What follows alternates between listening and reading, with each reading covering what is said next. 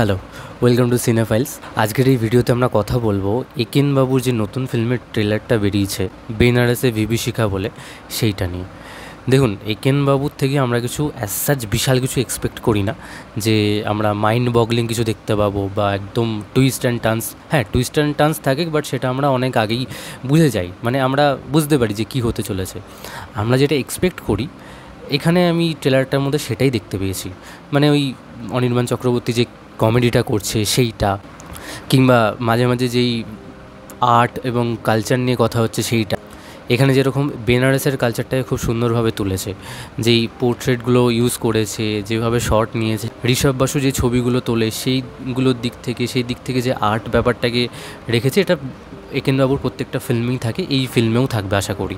এবং একেনবাবুর ফিল্মের ভিলেনগুলো খুব উইক হয়, বাট এই ফিল্মে শাশ্বত চ্যাটার্জি যেই রোলটা করছে, আশা করছি এই রোলটা অনেকটা স্ট্রং হবে, কারণ তিনি যথেষ্ট ভালো একজন অভিনেতা এবং আশা করছি সে খুব ভালো একটা রোলে থাকবে এবং অনেকটা স্পেস পাবে। আর একটা জিনিস আমি দেখেছি একেনবাবুর পুরো যতগুলো ফিল্ম বা সিরিজ হয়, যে ভিলেন আমাদের চোখের সামনে থাকে বাট আমরা বুঝতে পারি না, যদিও অডিয়েন্স হিসাবে আমরা বুঝতেই পারি যে কে। প্রত্যেকটা বার আমার সাথে তো অন্তত হয়েছে যে আমি প্রত্যেকবার বুঝে গেছি স্টার্টিংয়ে যে হ্যাঁ এ কিছু একটা করতে চলেছে, কারণ এত বেশি পরিমাণে আমরা ডিটেকটিভ বা থ্রিলার গল্প দেখে নিয়েছি। একেনটা আমাদেরকে এক্সট্রা অর্ডিনারি কিছু লাগে না, বাট স্টিল আমরা একেন পছন্দ করি বিকজ ওই কিছু ফান আছে, ওই ডায়লগ ডেলিভারি খুব ভালো এবং ভাল লাগে, ওভারঅল একটা এনজয় করি। মানে অনেকের কাছে এটা হতে পারে যে একেন তাদের কাছে একটা গিল্টি প্লেজার টাইপের, যে খুব একটা ভালো হয় না কিন্তু দেখতে ভালো লাগে।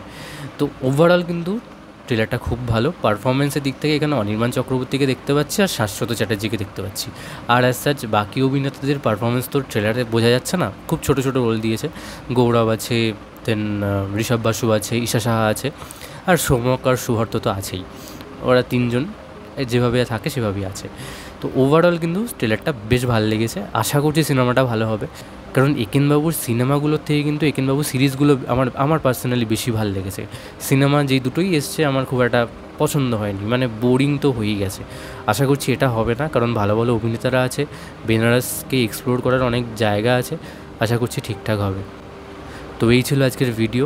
আপনাদের দেখে কেমন লাগলো ট্রেলারটা নিচে কমেন্টে জানান, এবং ভিডিওটা ভালো লাগলে লাইক করুন, শেয়ার করুন আর সাবস্ক্রাইব করুন। দেখা হচ্ছে পরের ভিডিওতে। বাই।